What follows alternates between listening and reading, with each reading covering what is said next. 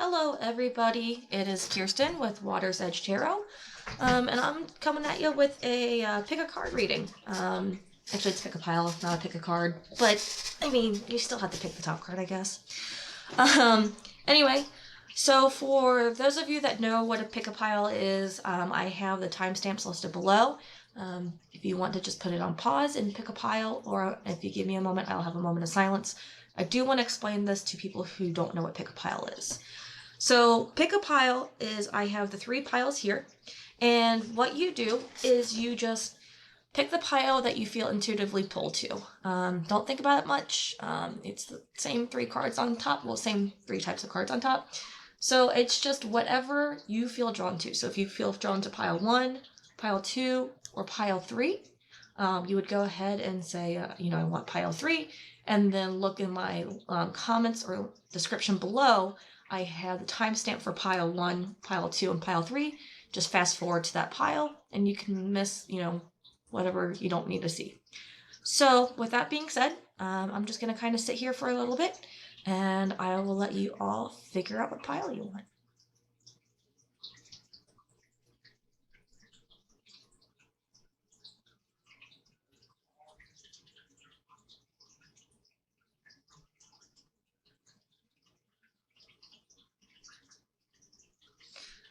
All right, I think that's enough time for people to look at the piles.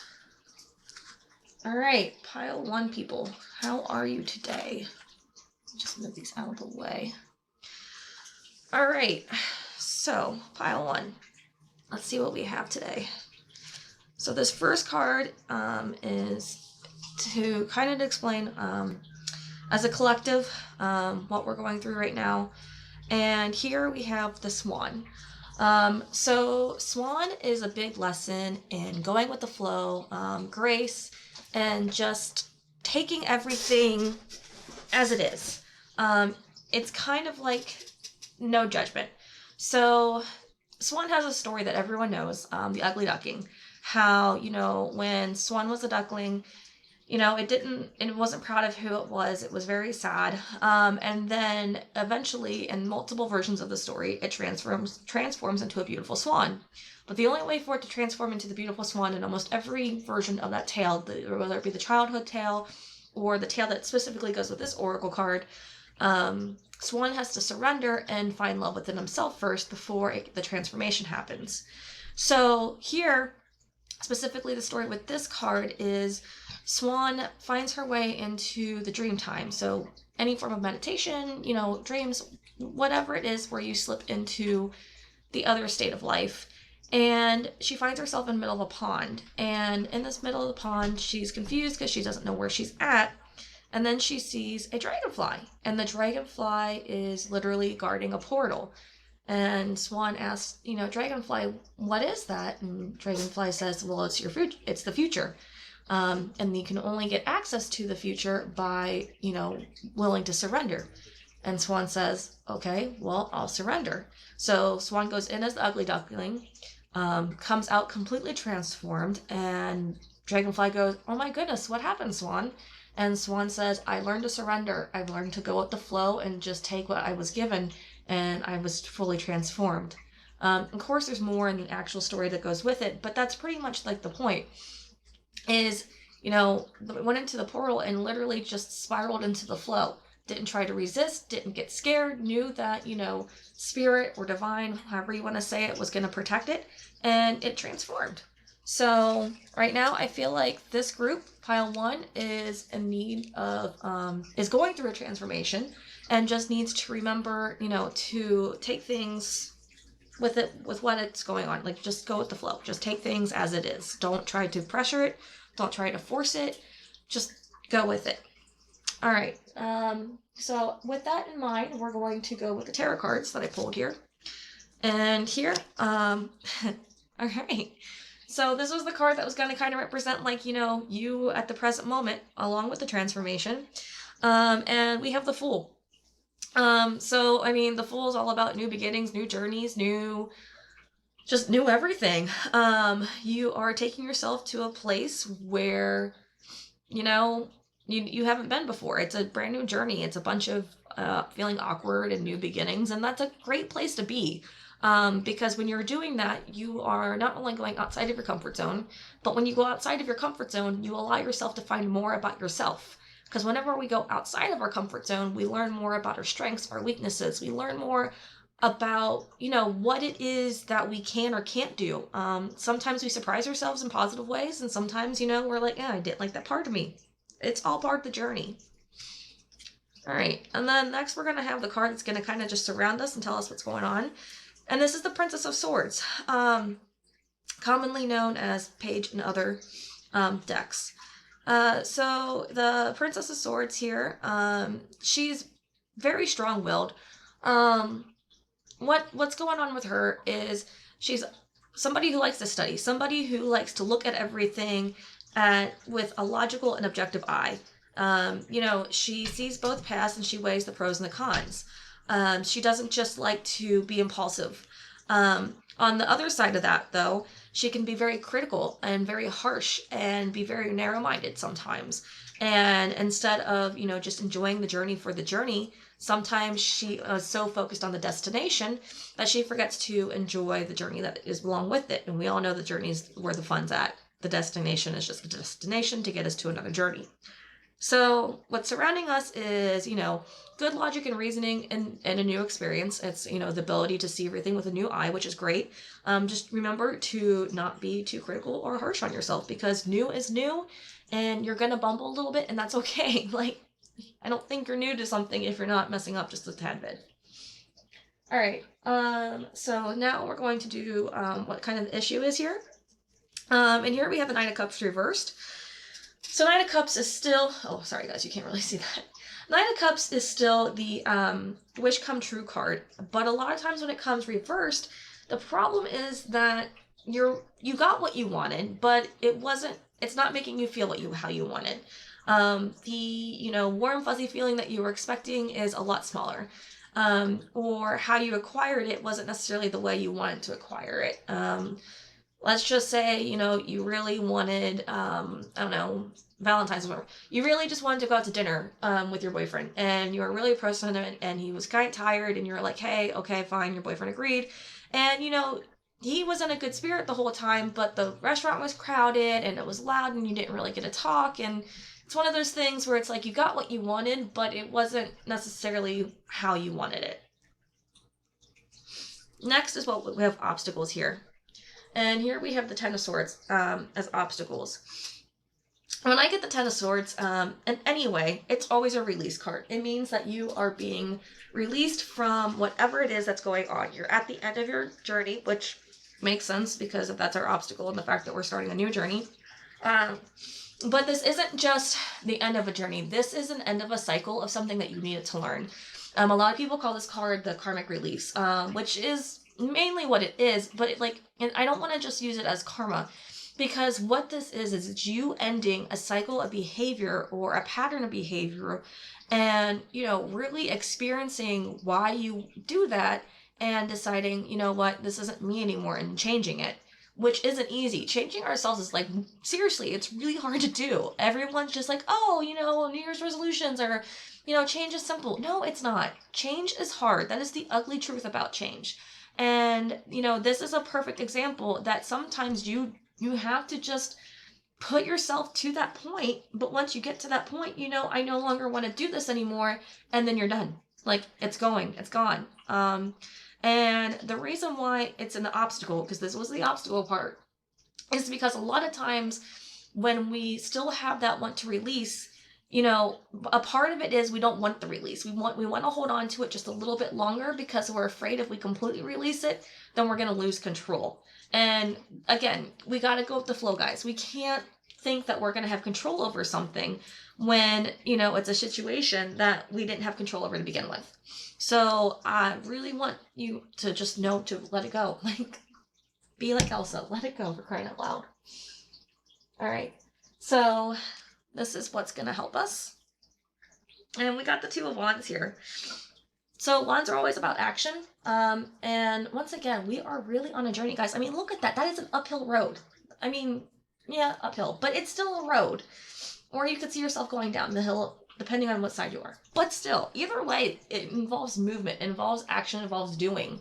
So wands are always about doing things. And what's going to help us is by, tending to the new thing that we're doing.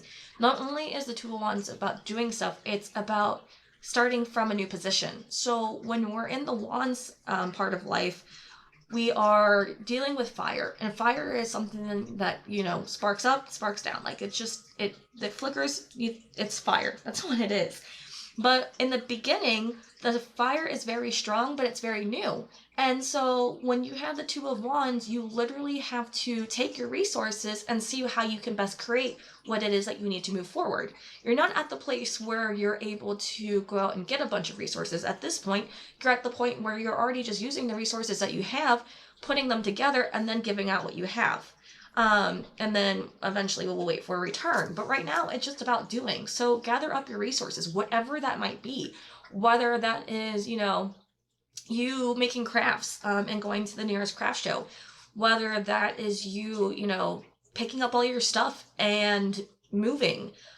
Which I know is a lot easier than the way I just said it. But sometimes you have to do what you have to do. I've been there myself. I literally moved 5 times in 1 year. I wish I was exaggerating, but I literally just had to pick up all my shit and move. Like, that was what it was.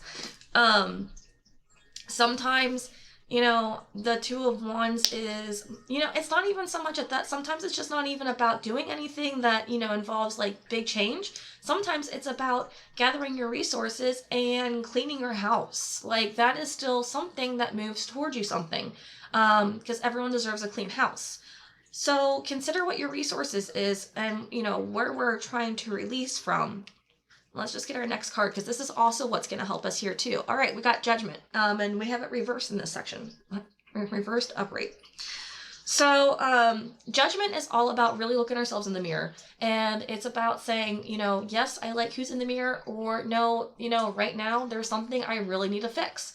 A lot of times when it's reversed, it's already somebody that we know, and it's already something that we are working on. So it's not, and I don't want to say fix, like as in like I need to fix this. I want to say fix in the sense of it's something about yourself that you can do better. And the doing better is the work. So, okay, for example, like I have a dog and, I'm not the greatest at walking her or exercising her as much as I should. So it's not something that I necessarily need to fix. It's just something I want better of myself to take care of my dog. So I want to do better, and I know this part of myself, and I have to do the work in order to be the person who walks her more regularly. And that's literally what this is. You already know what it is about you that you want to make better. And it's not that that part of you is necessarily wrong or bad. It's just that it's a part of you that you're unhappy with. And if you're unhappy with it, you need to change it. And in order to do the change, we need to do the letting go, which I understand is scary, but that's what the cards come out. And then that leads us to our possible outcome, which is the Ten of Wands reversed. Now, everyone knows that when you get the Ten of Wands, that it's responsibility, right? But when it's reversed, you are dropping that load. You are letting go of all that weight that is on your back. And you're saying, I don't need all these sticks anymore. They're not important. Or you're saying, hey, person walking next to me with absolutely no sticks, can you carry 2? So you're either completely dropping it and saying, I don't need this, or you're asking someone to say, hey, this is needed, but can you help me? Which both of those can be very difficult depending on who you are. And from the spread that we've already started, it looks like it's not easy for you to let go, which I get. Letting go can be very scary, especially when we're like going into a new territory, which obviously we are. Because the swan is saying, hey, we want the transformation. We really want to bring about this change. We need to just go with the flow and trust that the universe is going to hold us together, that they're going to keep us, which they are. The universe always has our back. And because of that transformation, you're going to be on this new journey. Like, there's no way to avoid it. Like, if you want change, change is going to bring about newness. And newness is always going to be a new journey. Like, that's just how the formula works. And you're finding that what you've been doing isn't making you necessarily as happy as you want. You're getting what you want, but you're not happy about it. And you have come to the point where you understand what needs to be done. in order to get to there.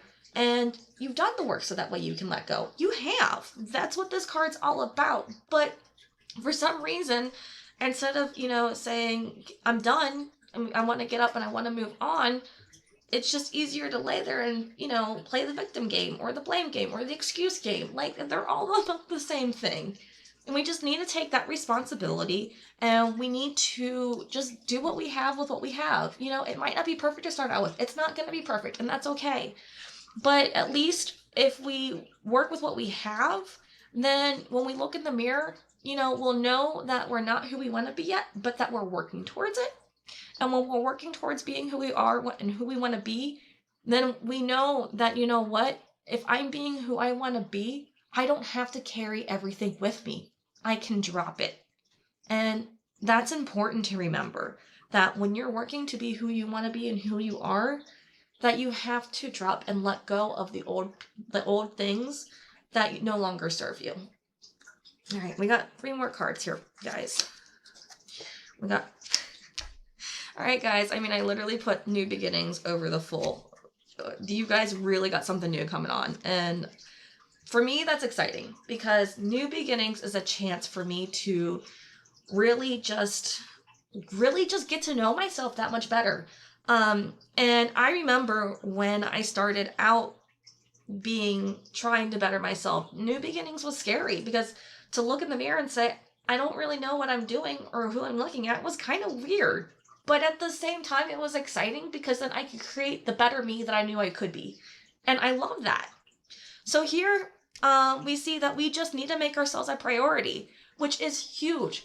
If you don't take care of yourself first, you aren't going to be able to fully help others.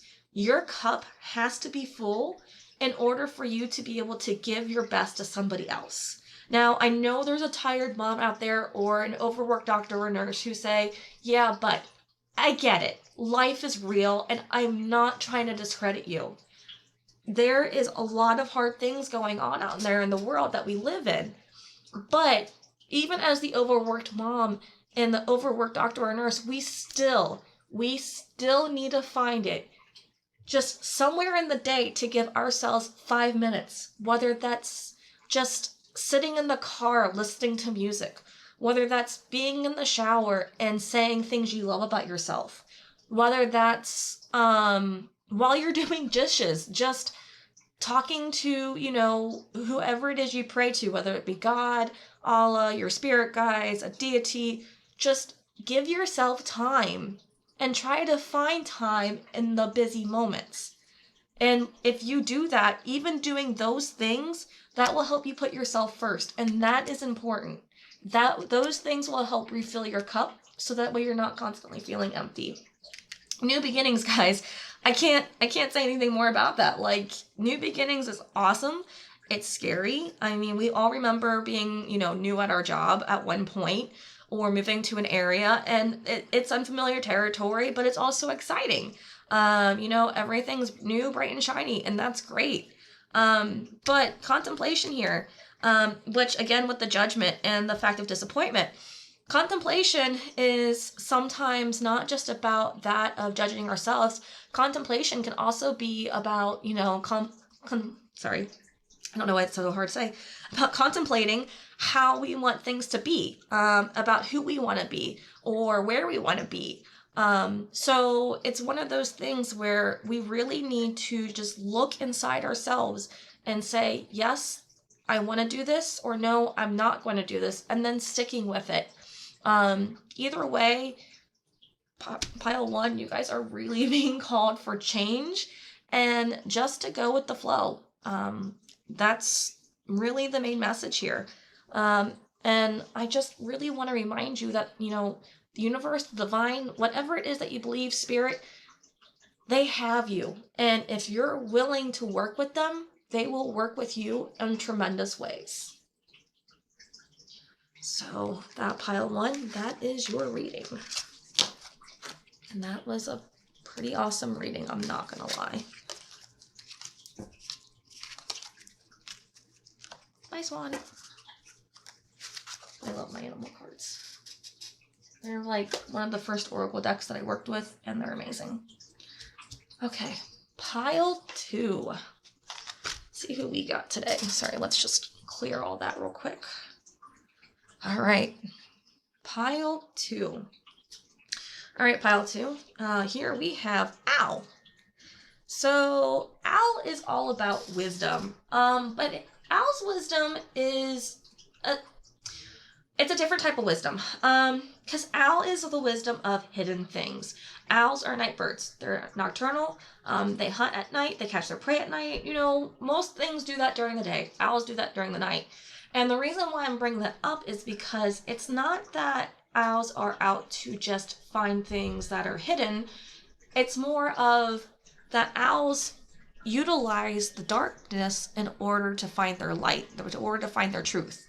And I mean that in the sense of sometimes when we feel that we are in a tough spot or we feel that we're in darkness, sometimes we actually just need to sit there and allow ourselves to see what it is to offer.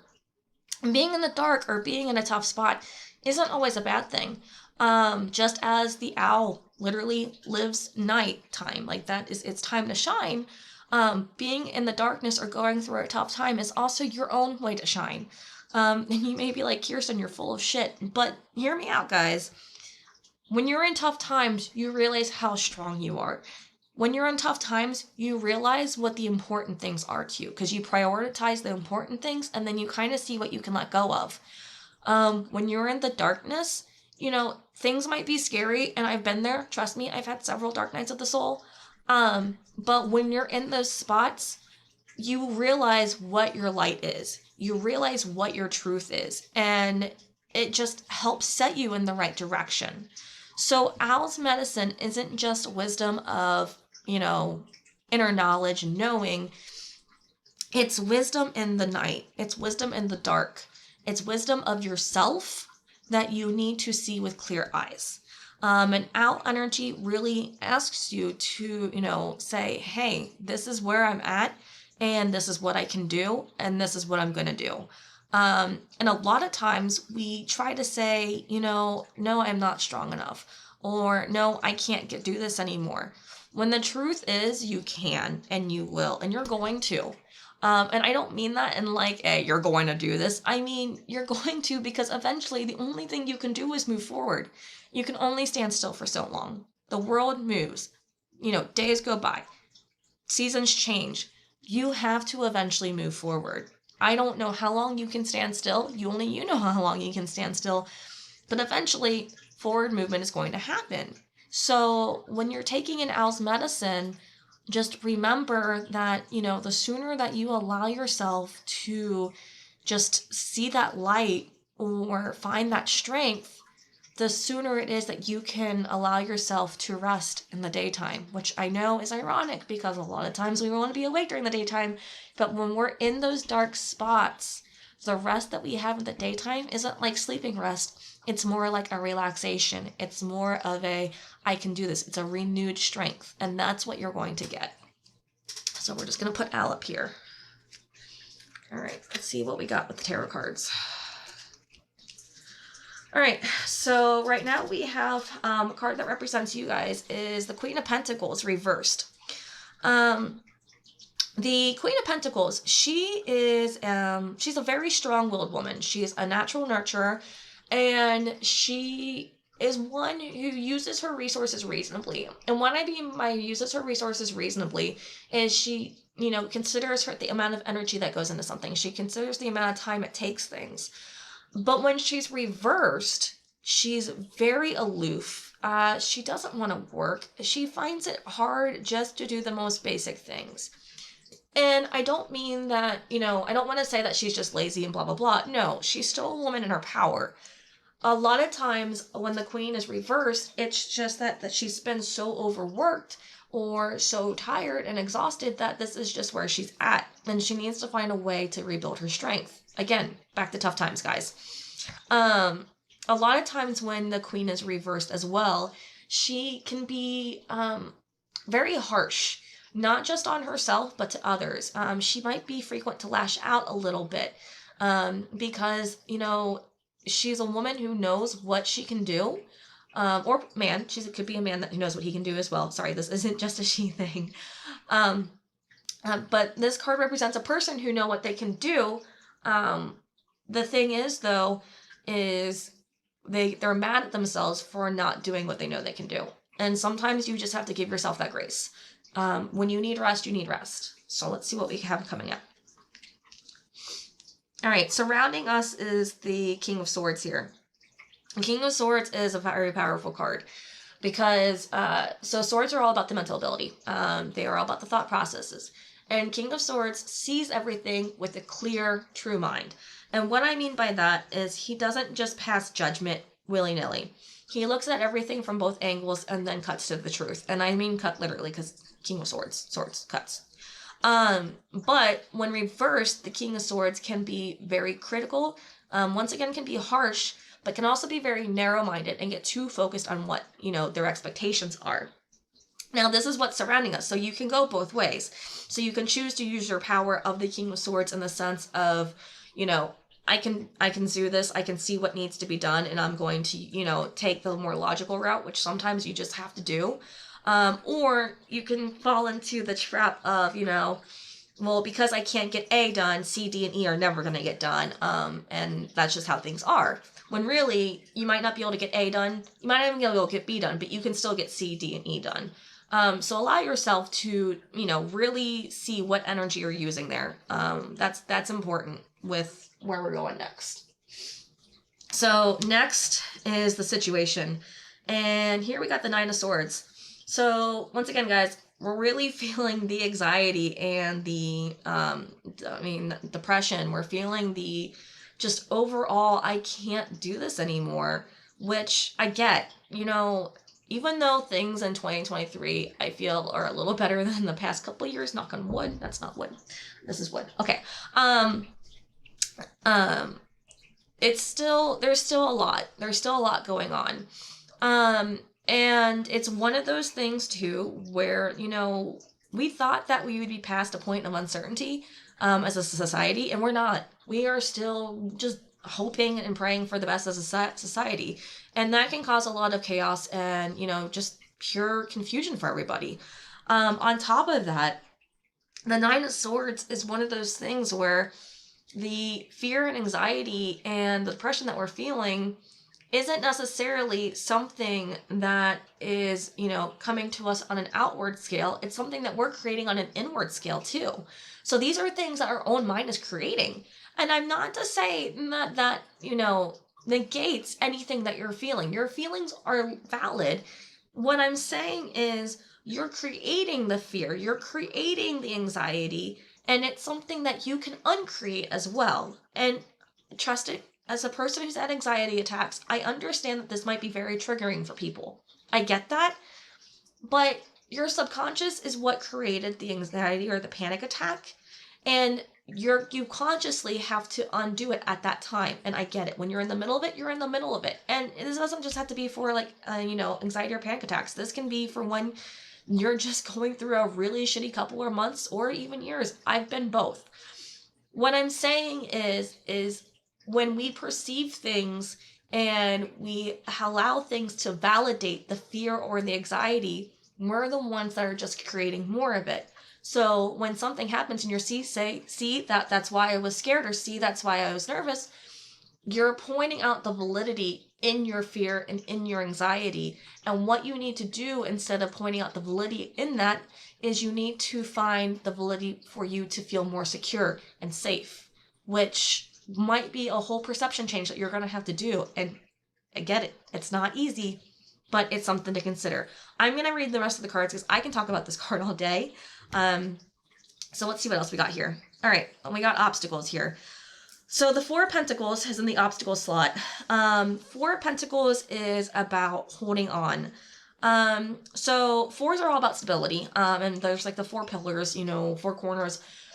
Yes, they are a foundation, but sometimes if the foundation is wound too tight, it will crack. And this is what happens when we have the Four of Pentacles, is we want to hold on so tightly to what we have, to what we created, to what is given to us that, you know, literally if you hold on to something too tightly, like if I hold on to this rock too tightly, I'm going to eventually like damage my hand, because it's one of those things where my fist can't stay in that position for that long without it causing some muscle cramps and spasms. So holding on can be just as damaging as, you know, dropping everything. And I mean that in the sense of like, yeah, it's good to let go, and you need to let go sometimes, but sometimes you still need to hold stuff as well, but you don't need to hold it on so tightly. Think of it like a baby. You carry a baby. They're as precious as can be. You don't want to drop that baby, but you're not going to squeeze the baby out of fear that you're going to drop it. No, you're going to hold the baby confidently and comfortably, because you know that that baby is something that's depending on you. Well, life is also very similar in that same sense. If you continue to grab something so tightly, whatever it is, you're going to kind of strangle it in its own way. You need to allow whatever you're creating, whatever resources you have, to kind of grow on their own as well. And Pentacles isn't just about finances, guys. I know when Pentacles comes up, everyone thinks it's just money. It's your energy, it's your health, it's your time, it's, you know, it's your wealth and abundance in the sense of the food that you have in your house, the clothes that you have. It's literally everything physical in your life. So maybe you need to purge your closet. Yes, you might be getting rid of clothes, but guess what? You have the clothes, and more clothes will come to you that are probably going to be better for you. As far as like, you know, money goes, money is a situation and it's a trigger point, but I'm going to say this, money will come to you, because how many times have you been able to make it through and then been like, shit, I'm fine. Like, I didn't drown, die, or lose literally everything. Yes, you may not have gotten everything you wanted, and you may have had to lose a few things, but you're still surviving. You're still there. Trust me, been there myself. You know, poor college kid days were pretty real at some point. I didn't know how I was going to pay rent. Still found got money for rent by doing my delivery truck driver job. Sometimes the tips really just came in. But that's what I'm getting at here. Like, you can't hold on to the worry. You can't hold on to it. You have to just loosen up and trust. And trust is a big thing here. And I feel like that might be what we're lacking with this reading so far. So let's see what can help us. All right, here we have the Seven of Cups. So Seven of Cups is about options, guys. And it's not just about options, but it's about emotional options. So here we are looking at different things that we can do in order to make us happy. But what happens a lot of times when we have too many options is we can get distracted, or we can just stretch ourselves too thin. So I really want to point out here that I see that we have options, which that's great. That's really happy news right now. But with the options that we have, we need to remember to stay focused, guys. Because options are great to have, but if we try to dip our hand into every option that there is, sorry, if we try to dip our hand into every option that there is, then we're going to get stretched thin, or we're going to be too unfocused to actually fulfill the option that's going to help us the best. I'm going to pull the next card because this is also what's going to help us. I'm really curious to see what's going on with this reading, guys. We're a little over the place. Okay, so we got the King of Pentacles, which, I mean, the Queen is reversed, the King's upright. So what's going to help us is our own strength. And that's what I was saying with the owl too. Remember that we have our own strength and we can find it in these times. But the King, the difference between the King and the Queen, the biggest difference is that the Queen is the natural nurturer, where the King is the natural, I don't want to say leader so much, but he is the one who claims his own authority. You know, the Queen nurtures that which she has. The King leads with his own authority. And it's not that he leads with the need to boss around. He leads by doing what he does. So the King utilizes his resources. He speaks his word. He walks his talk. He does everything that he's going to say he does in a respectful and upright manner. And by that is how he leads. That same energy, guys, is in all of you. you have the ability to walk yourself out of this very easily, it seems, because you have the resources, you have the materials. It's just about remembering that you have to do it by example. And in this sense, we're not doing it by giving. The nurturer, like the queen, likes to do it by giving. She likes to give from her own cup to help fulfill others. The king likes to lead in the sense of where, he does what he needs to for himself and for the community. So he'll be the one that goes out and weeds the garden, or he'll be the one that, collects the trash off the street. He'll be the one that, just does things that benefit everybody and not just the people that he's directly with, if that makes sense. But also too, the king also makes sure that what he does is from a place of abundance. And the reason why I'm saying that he does it from the place of abundance is because he's upright and she's reversed. Let's just get that right. It's nothing to do with a male and female thing here. The king is upright, which means he's paying attention to his cup. He's paying attention to how much he has, and he's still prioritizing himself first. And that's important, guys. Putting yourself first is important. And maybe that's one of the choices you have to end up making. Maybe one of the choices is you just have to put yourself first. All right. And then that leads us to the Three of Swords as our possible outcome. So, that's not actually a bad thing, which I'm sure a bunch of you are yelling at me saying that's totally a bad thing. Three of Swords is, it's a grief, but it's not like a grief. It's like a disappointment grief. And I'm going to explain that in just a second here. So swords are about our thoughts. Cups are about our emotions. And this is a grief from our thoughts. This is our own expectations disappointing us.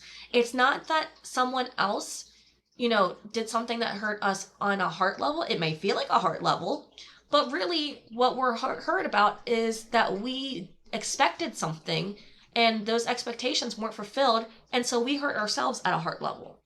And the reason why I consider this a good outcome, which again, I'm sure a bunch of you are yelling at me right now, but if we can recognize that the path that we're on leads us to a, possible unhappy outcome, we can change it, guys. We can change that. This doesn't have to be what you walk into.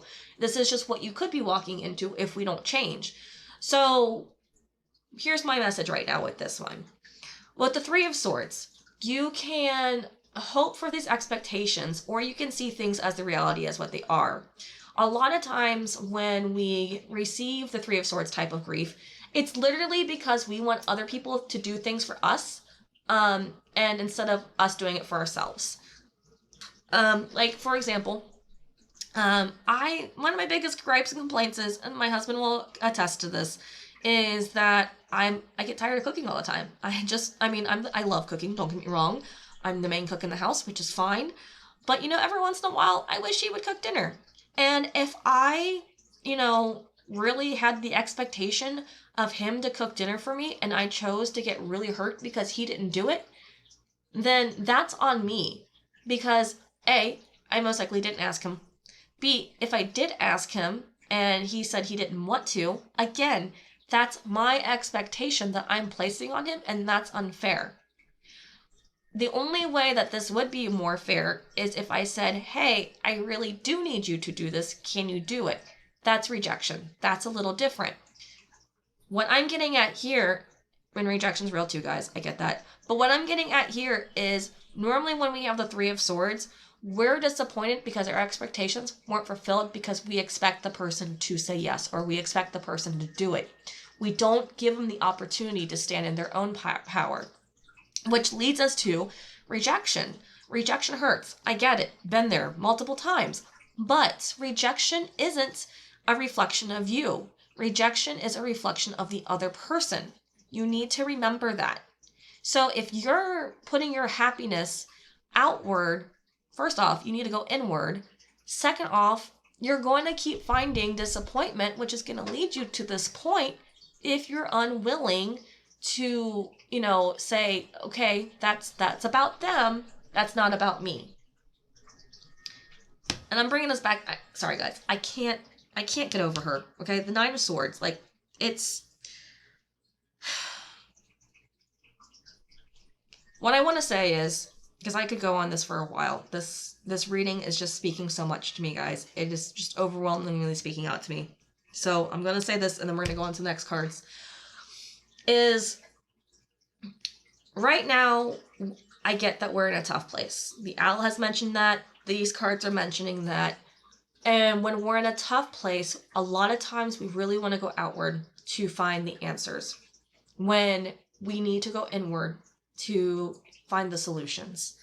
And the reason why I say it that way is because when you go inward, when you allow yourself to connect to self, when you allow yourself to truly feel, when you allow yourself just the freedom of expression, you will find the answer and you will find your happiness. And I know we can do this, guys, because we have the King of Swords and we have the King of Pentacles on our side, guys.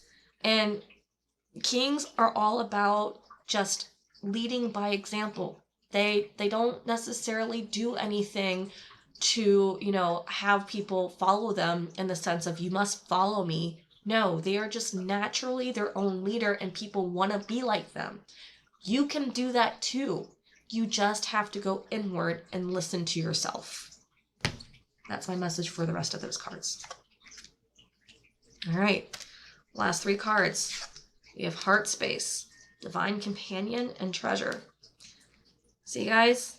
Look, I literally talked about going inside, and we have Heart Space. Heart Space is all about listening to those emotions, about going in and understanding. Divine Companion, that's about allowing yourself to find the harmony, not only within yourself, but to find the harmony with, you know, the divine, the complete divine. And then if you do have someone who you can entrust or a loved one already, then you need to also seek them out and talk to them, because connection is strong, but you need to be able to have a solid connection of trust. If it's a connection that is wiry or haywire, don't go talk to the person. Talk to the divine. Nothing can be stronger than you and the divine. Which leads to their treasure. The treasure is you. You are your own treasure. You are your own just nugget of wisdom. And if you can learn to treasure yourself, you will never have to look outside for happiness. Because happiness will always be in you, because you are your treasure. Guys, you don't have to go down this 3 of Swords route. If you just talk to the Owl and you find your light or see your strength, you can be your treasure and you can be happy, guys. I know you can do it. Come on, guys. This was a reading that was close to my heart, and I really hope that you guys find your treasure. All right, that is it for pile 2.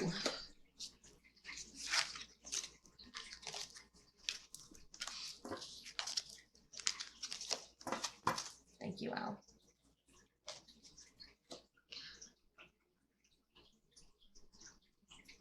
All right, pile 3. Welcome, pile 3. Let's see what we got.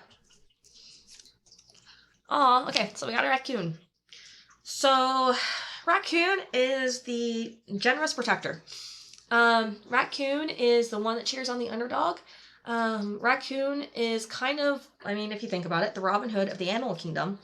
But what you might not know about raccoons, and I only learned this from actually this oracle deck, but I still kind of find it interesting because it's true, is that when raccoons scavenge, they typically scavenge as a group if they can. Obviously there's a solitary, raccoon, but in the wild they tend to be in groups.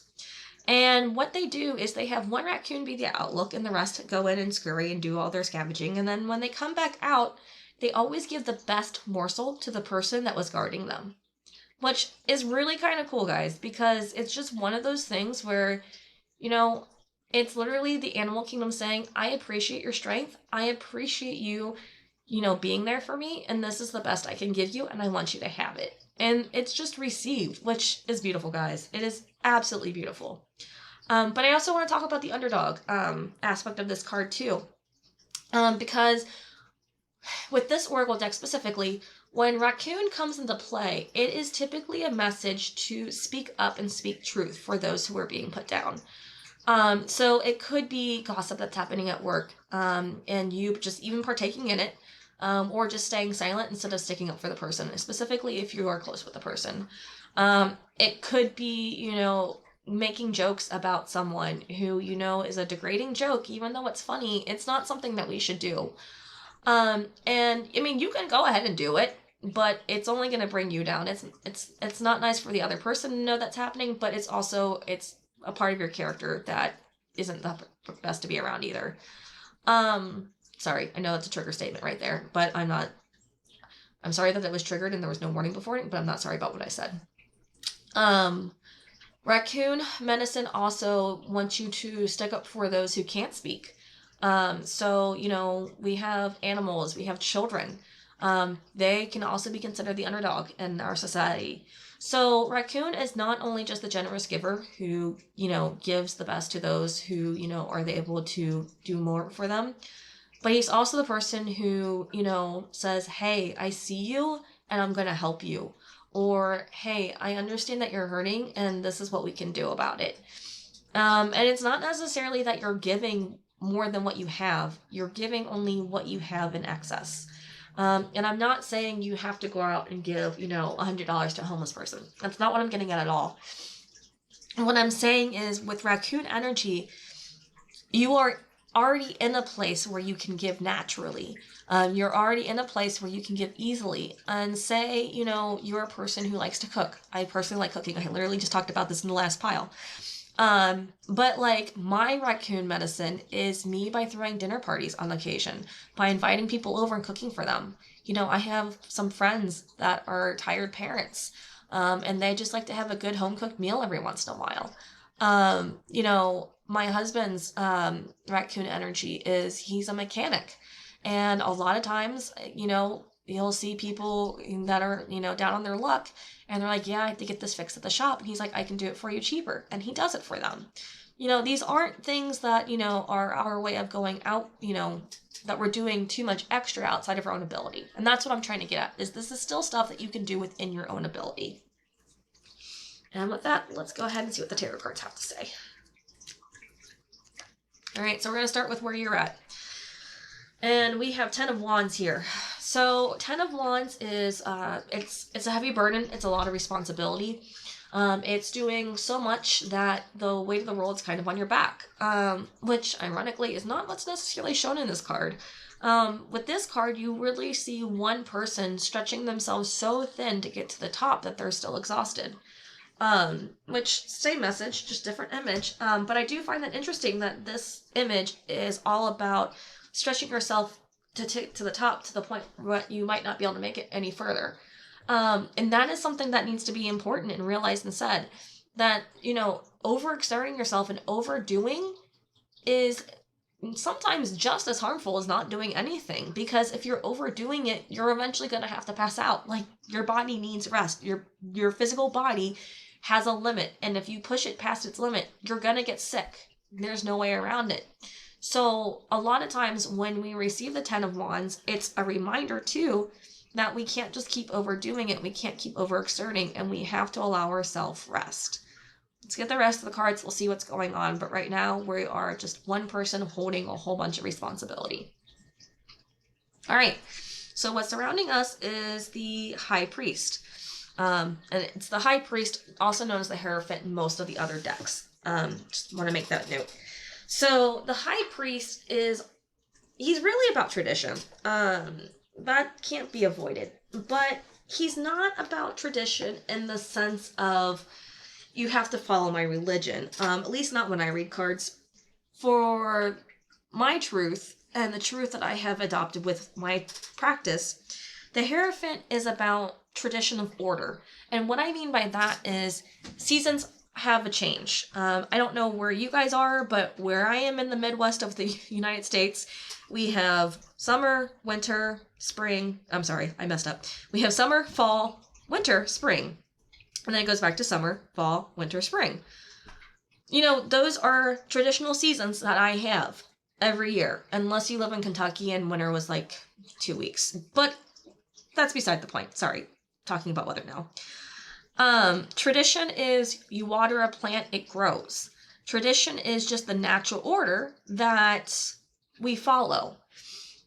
When it's reversed, because this is something that's supporting us and opposing us, we are going against that tradition. We're going against that flow, which sometimes can be a good thing, but sometimes we do it for unnecessary reasons. So now that I've kind of explained what this card means to me when I do my practice, let's go into how I'm reading it now. So here I see that we have the High Priest surrounding us. And the High Priest is all about just natural order and tradition, like I already just went on for about 3 minutes. And what that means is sometimes it's just something where you just have to kind of march to the beat. And it's not that you're marching like a, following lamb, but you're marching to like ants. They work together to build a colony. It's for the greater good of their colony. Everything they do is in harmony of each other. So they are something that would just be following natural law, order, and tradition. But you could also have the High Priest reversed, which is what I said about going against the grain. Let's go back to the ant colony, actually, because if there's danger in a certain area where they're getting food and one ant deviates, well, that ant deviating is going against that nature, but it's probably going to save a whole bunch of other ants' lives who follow it, because ants kind of do a line where they follow each other. I like to think of it as a tango. That's just my personal humor there. But that would be a time where it would be worth it to go against that tradition, because that is something that's better for the colony. That is something that is better for the individual. So going for or against the grain has its consequences, but it also has its rewards depending on the situation. So let's get to the rest of the cards so we can see what we're going at here. All right, so the situation, what we're looking at here is the Seven of Cups reversed. So the Seven of Cups is always about choices. And a lot of times when this card happens, is we are looking at a bunch of options that we're emotionally attached to. And the thing and the caveat I'm going to say about this is sometimes we're not as emotionally attached to it as many of the things that we think we are.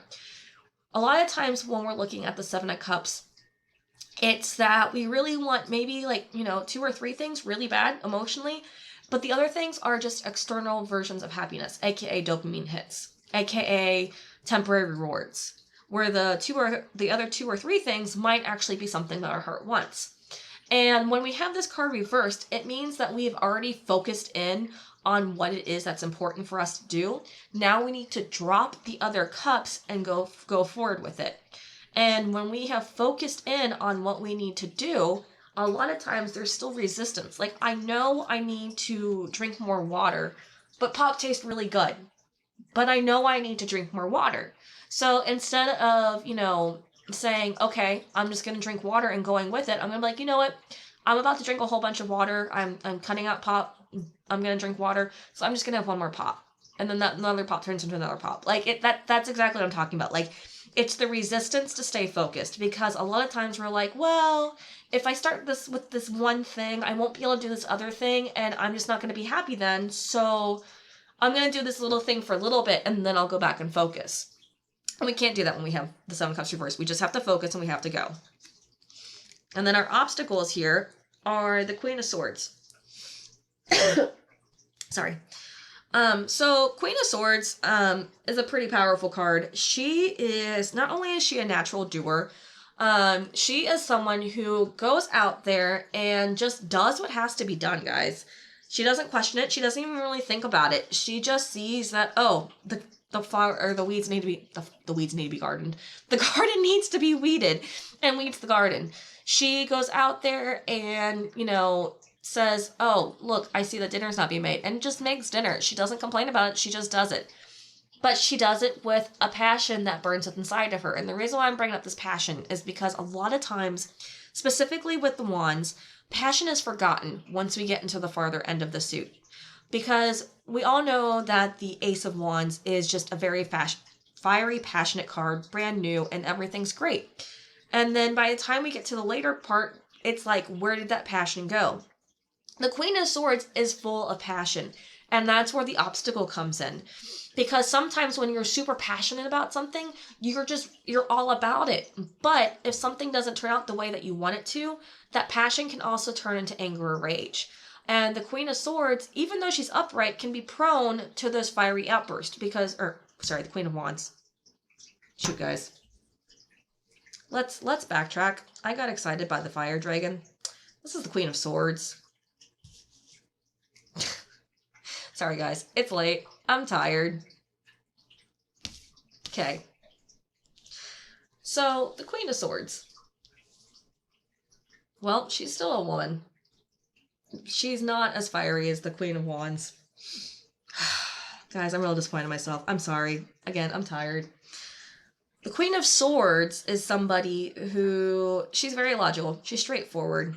And to be honest, she is a person that speaks her truth.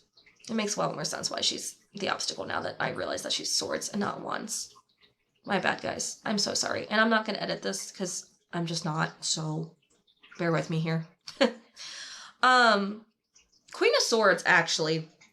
So, as the obstacle, and you know what? I'm still going to mention that she's got passion because this card literally has fire in it, which is why I thought it was the Queen of Wands. Not going to lie.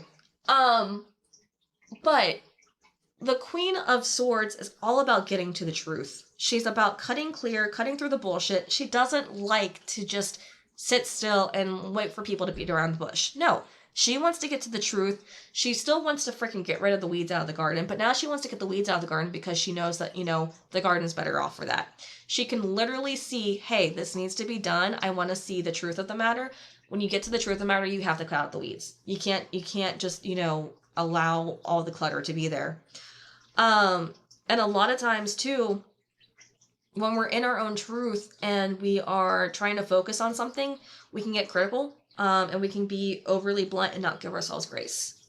And the Queen of Swords is someone who's very straightforward. She's very to the point.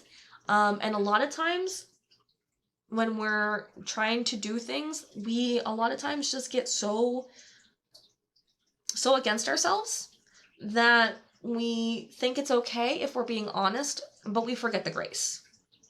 And that's where the obstacles come with the Queen of Swords. Yeah, still not editing out all the Queen of Wands excitement. I got really excited about the Queen of Wands. I'm sorry, guys. All right, so this is what's going to help us. Here we have the moon, which is confusion, which is great because I was clearly confused earlier. Okay, guys. So the moon is about psychic messages. There's no way around that. It's about receiving intuition. It's about receiving things coming into you. The moon is a very direct card about things that are coming to you, but the only way you're going to find those answers is by going inside. The moon requires, you know, journaling or meditation or honestly, some thought into what you're doing. What it is the moon pretty much says, I have the answers, but you have to kind of go through my maze. And I don't mean a maze in the sense of like, you're going to meet a bunch of dead ends. I want you to really think more of a labyrinth. The ones where like you start in a path and then it goes into the center and then you just go back out. Like there's only the one path, but it's windy. The reason why I'm bringing up this labyrinth is because you have to start on the journey to get to the center. And the center is where the information's at. And then once you get the information, it's real easy for you to get out. The reason why the labyrinth is important is because this isn't just information that you can Google. This isn't just information that, you know, you can ask a friend for. No, this is information that you have to get from yourself. 100% go with inside yourself, either through prayer, through meditation, through journaling, through, I don't know, whatever version you do in order to get your head just a little bit quiet so you can hear yourself think, will get the answer. And that's where the labyrinth comes in, guys. Because unless you're an avid meditator, which some of you might be, and that's great, but unless you're an avid meditator, you're going to have to work at it a little bit.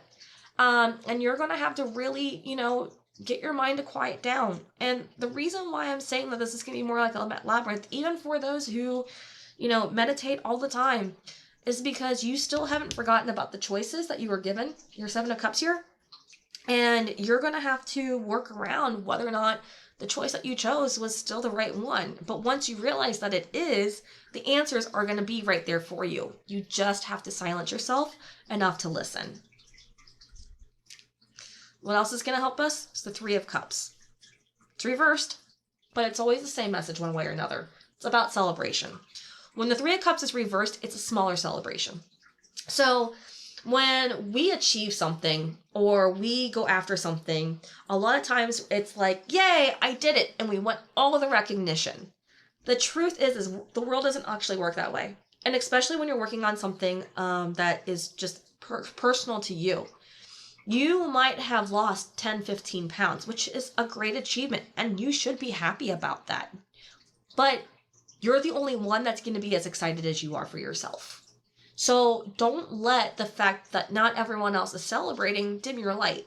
Be joyous. Be happy. That was a feat. You lost 15 pounds. But that's going to be an excitement. That's mainly just your emotional joy. Don't let yourself be disappointed that it's a smaller celebration for yourself, because that celebration is just as important. And that's what this card is really a big reminder of, is that the celebration is super important. Okay, guys, the celebration is so important. What you have to remember is to appreciate the small celebrations, because the small celebrations are actually more important than the big ones, because the small ones are more of you doing your personal thing, where the big ones, a lot of times, whatever that big thing was or that celebration was about kind of gets lost in translation. So let's get to our last card here, which is the King of Swords, reversed this time. It really is swords. It says it on the top, guys. Sorry. Oh, okay. I really need a drink of water. I'm sorry, guys. Okay. So the King of Swords reversed. He is a figure of... He's still an air sign. He's still all about the mental ability. He's still about cutting to the truth. But the problem with him when he was reversed is a lot of times he's very critical. He's very harsh. He cuts too much sometimes. I don't want to say oversimplifies, because that's not actually the right word. Okay. So the King of Swords reversed, a good example, very outlandish example, but a good example is someone broke an arm. Most people would want to put it in a cast. When the King of Swords is reversed, he just says, cuts it off. I don't need it. It's not important. It's useless. Because a lot of times when he's reversed, he's seeing from a very narrow-minded perspective.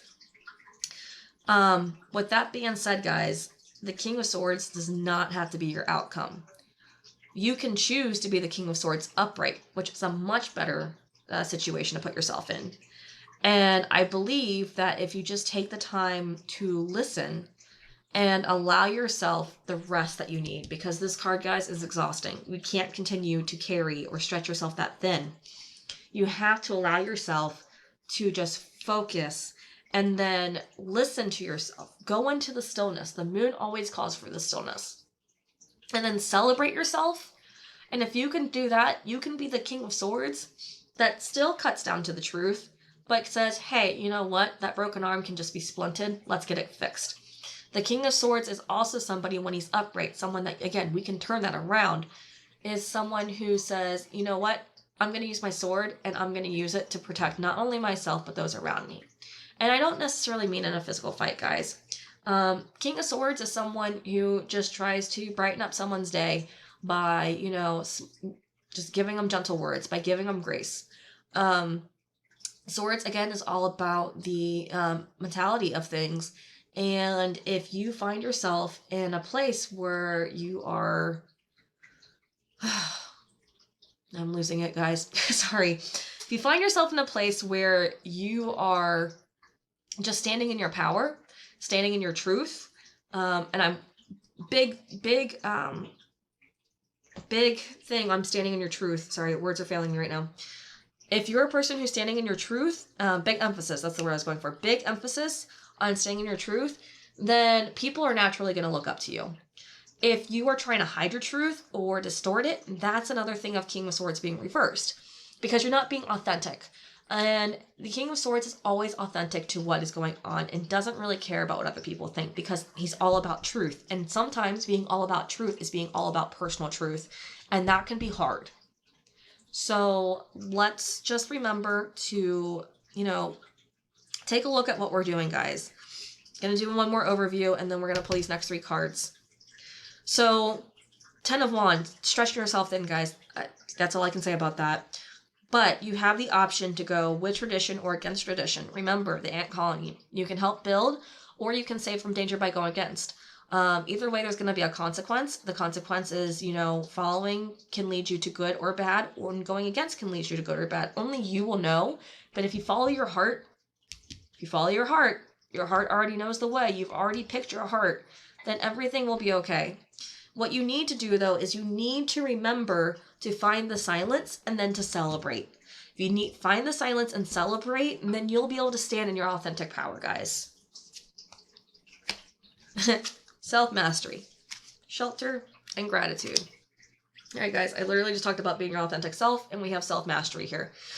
And self-mastery is all about, honestly, once again, standing in your truth, about being who you are, about just expressing your own truth and honesty.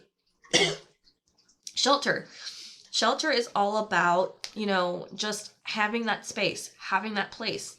Shelter isn't just, the home that you live in. Shelter is your safe space. And that safe space doesn't have to necessarily even be your own home. And I know that sounds harsh to hear, but I'm sure there's people out there who understand that a safe space might honestly just be a library. It might honestly just be, your best friend's house. And that's okay too, as long as you have that safe space to go to. But if you're able to, you should also find your own safe space within yourself. And I'm gonna say this possible trigger, but with a caveat afterwards, is no matter what your external world looks like, if you can find a safe space within yourself, the external world can't hurt you that much. And the reason why I'm giving a caveat there, guys, is because I know some people's external worlds are outside of their control. So the caveat is, if you're in a safe space, then if you're in a safe space on the external world, then on the internal world, you can't get hurt that much. If you're not in a safe space in your external world, first off, please seek somebody. Be honest about what's going on and get yourself to that safe space so that way you can also have shelter on the inside and on the outside. Please. That is important, and that is coming from a place of experience. If I would have sought, to be honest about what was going on in my life many more times before than what I did, I could have had an internal and an external structure or shelter at a much earlier point in my life. Also, gratitude. Gratitude is the quickest and easiest way to find happiness, to find a reason to celebrate, and also as a form of self-mastery. If you can remember what you're thankful about, if you can just look around you and find all the positives of the things that you can be thankful about, and I don't care if the reason why you're thankful is just because, there's rain today. Like, it rained here in Kentucky. I was actually thankful for the rain because I like rain. If the reason why you're thankful is because you made it to work on time, that's fine. If the reason you're thankful is because you woke up, that's fine. If the reason you're thankful is because you were just able to take a shower, those are fine. It doesn't have to be some grandiose, like, I'm thankful that, I have my cat my cat who helped me during this hard time when I was sad earlier. It doesn't have to be that. It can be that, and if that's great, if that's what happened, but it doesn't have to be. And honestly, sometimes in a humble way, I'm just thankful for the fact that I have clean water. I'm thankful for the fact that I do have a house that protects me from the cold and that I'm not living in a tent. Because there are people who are living in tents, and those people have much less than me, and I always try to be grateful for what I honestly have. And so gratitude can go that way too. What's important and what I'm getting at here is to be thankful for what you have without being kind of sarcastic or cynical about it. Honestly, find things to be thankful for. And if you were, thankful that, you burnt your food and that you got pizza out of it, cool. I mean, that happens. I'm sure you're not happy that the food burnt, but you got pizza instead. So you know what? It worked out. It is what it is, as long as you can find things to be thankful for. And the reason why I put the raccoon back on top, guys, is because raccoon actually identifies with all of these. The self-mastery about being himself. The raccoon doesn't hide who he is. He wears a little mask, but he doesn't hide who he is. We all know what raccoons do. They're scavengers, but they're also loving to their own clan. Raccoons know how to find shelter from the danger, but they also know when to, go out and go ahead and do what they need to do. And they have shelter within their own self. Obviously, they have one that guards the others. They have someone that's strong enough to do that. And then raccoons are grateful enough of the people that protect them to give back to them. And that's where I'm ending this reading, guys. So I wish all of you happiness with this.